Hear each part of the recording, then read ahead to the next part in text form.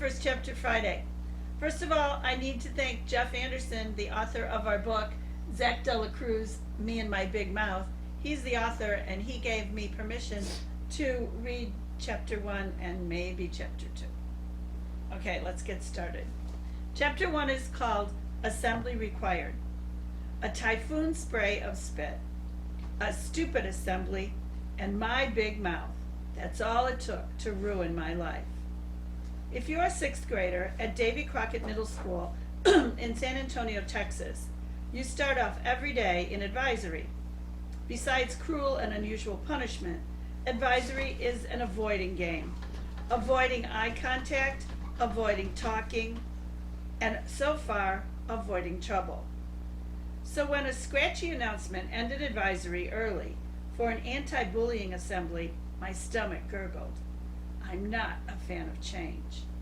I stumbled through the rusted metal door frames of the gym. Echoing laughter and shouts bounced off the hardwood floors.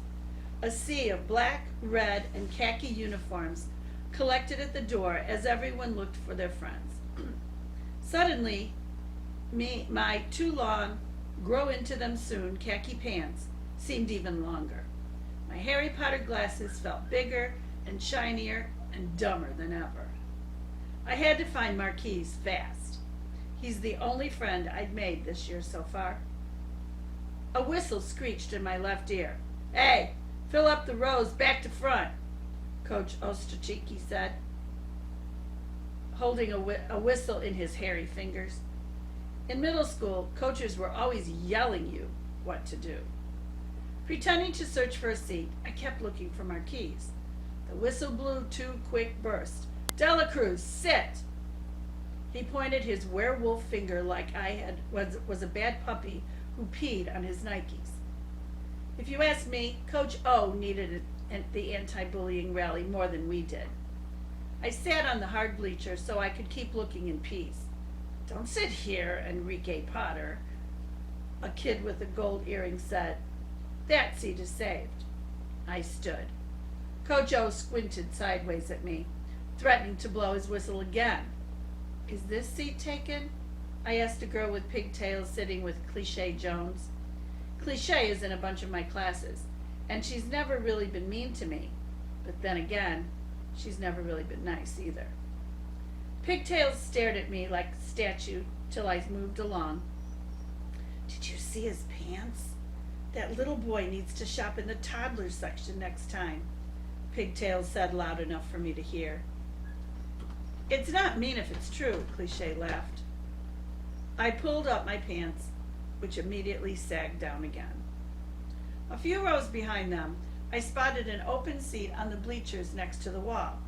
I scooted sideways toward the spot, and a whoosh of cool air moved the gelled spikes in my hair. Perfect. An air vent and a wall. I patted the cool wall with my hand and sat. Hello, Jim Wall. The fewer people to be nearer, the better. A couple of days before, in technology arts, we had a sub, and for the whole period, a 7th grader kicked my back. Once he kicked so hard, I blurted out a grunt, and the sub wrote my name on the board for being disruptive. That's why I was sticking with Walls.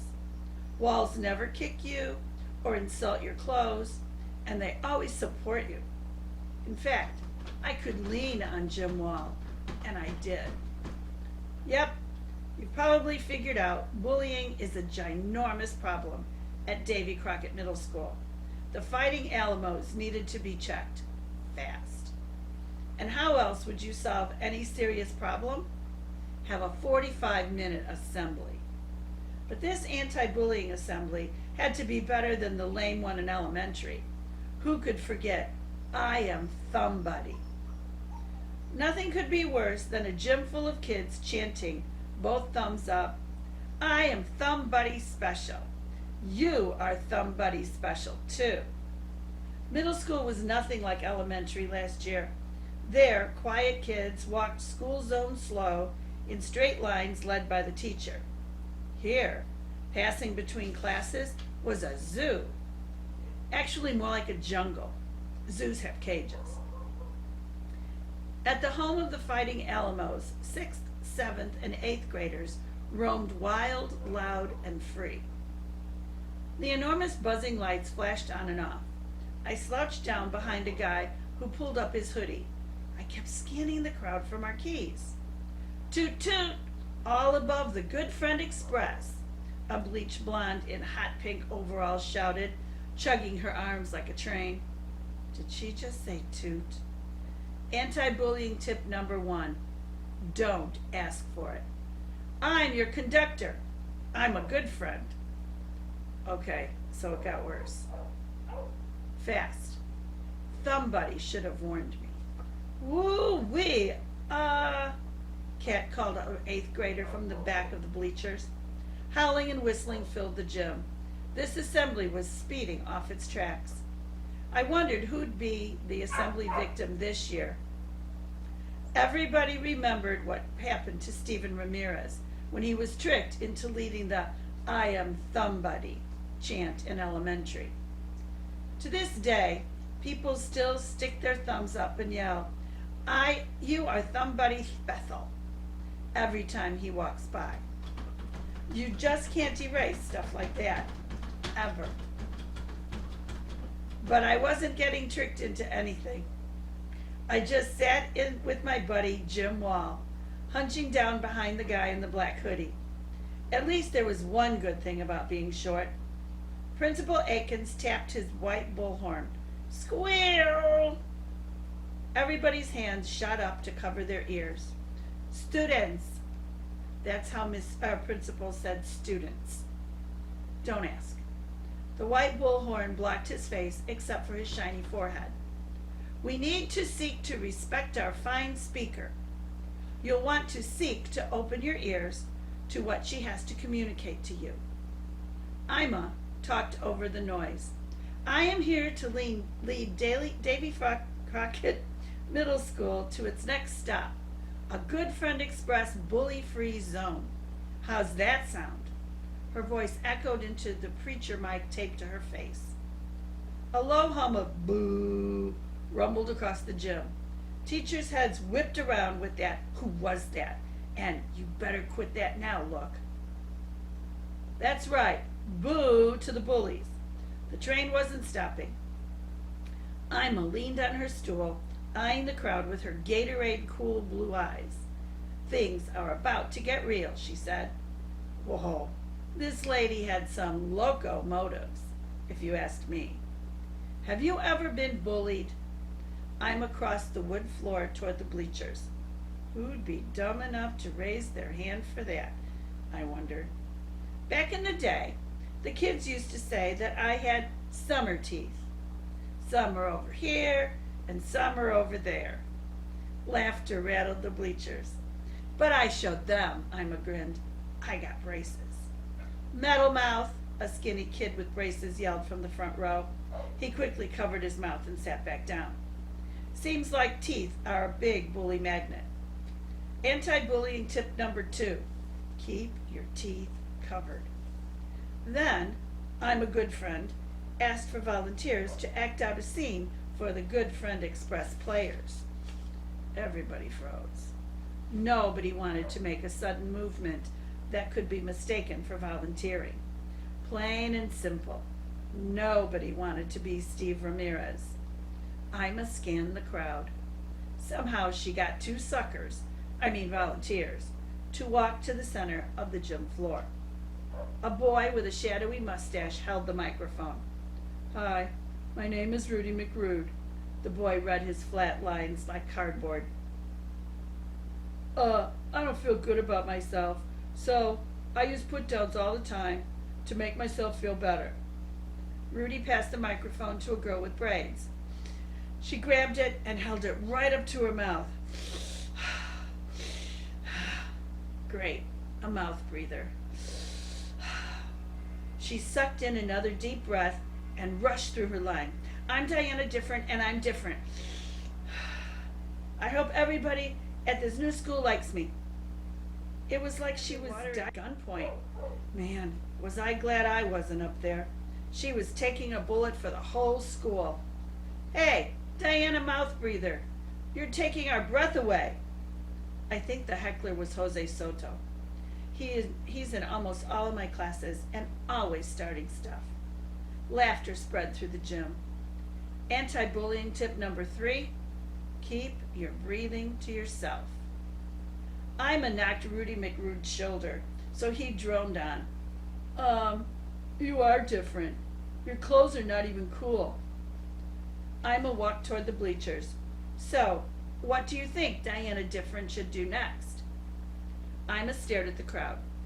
Turn and talk to the person next to you and discuss a solution that will buy you a ticket on the Good Friend Express. The closest girl on my left turned away, so I spun to the wall. Hello again, Jim Wall. Jim's favorite idea of mine was that Diana Mouthbreather should shove Rudy McRude in front of the train or bus or whatever came next. Jim agreed with me, as he often does, being a wall and all, that none of the other answers were as good as mine. Kids, the thing that we often miss, is Rudy McRude wants friends. Ima leaned forward. He just doesn't act appropriately. Diana Different could ask Rudy McRude to sit at her lunch table, or to sit next to her on the bus. What are you on, lady? A boy yelled from a few rows over. I'm on the Good Friend Express. Ima talked louder and faster. Join me, won't you? Be the caboose and be on the Good Friend Express. When somebody is bullied, back up the victim, just like a caboose. She threw her hands up and pushed out her caboose and started pumping and bumping. Back it up, she clapped, yelled, pumped, and bumped. Mr. Aikens stood quickly. It's time we seek to come to a conclusion, Miss Goodfriend. The lights lowered, and Ima turned on the projector. Let's end by being the caboose and practicing what to say to bullies, Ima said, except she kept saying it caboose. Mira, she was going to train us. On the tiny screen, a fake train popped up and with a flashing X over the words bully crossing. A list of chants started scrolling. We mumbled the list together. Chug a log, don't be a thug. Mr. Aikens interrupted, tapping his watch, stepping toward Ima. He knew this assembly needed its emergency brake pulled. Gee, I wanted to say the next one. Train your brain to be humane. Wait, no I don't. Ima held up one more minute finger to Mr. Aikens, who stretched out his collar like it was choking him. Ima, the runaway train, told the entire gym to stand up. We're gonna get our rally on. We got off our cabooses. Are you ready to yell? Ima said. Mr. Aikens paced, gripping the bullhorn. Let's do this, Crockett Middle School. And then something changed. I don't know if it was because we all knew Mr. Aikens wanted the Good Friend Express to stop, or that the kids never passed up a chance to scream at school. Whatever it was, we all boarded the runaway train, and there was no turning back. No more bullies! No more bullies! We shouted. Louder! Ima encouraged. We stomped our feet on the bleachers and we screamed, no more bullies! No more bullies! My stomping and shouting let out all the times this year that I'd been called names, or been kicked, or had my binder shoved out of my hands. You be the change! You be the change! Even Principal Aiken shouted in his bullhorn. And I didn't plan it, but pretty soon I yelled the loudest and I stomped the hardest. At that moment, my eyes caught a flash of Marquise's baby blue warm-up jacket in the middle of the bleachers. He looked up. We raised our fists together and chanted, I'll be the change! I'll be the change! All the stomping and chanting became one movement, one voice, floating up, higher and higher, all the way to the skylights, rising and rising till the metal ceiling rattled. I tilted my head back, and for a second I thought maybe things could change. Then the electronic bell blasted, and the mob scattered like somebody had just called in a bomb threat. But I just stood there, students swirling around me like a kaleidoscope. That is chapter 1 of Zach Dela Cruz, Me and My Big Mouth. See you next week, guys. I miss you bunches.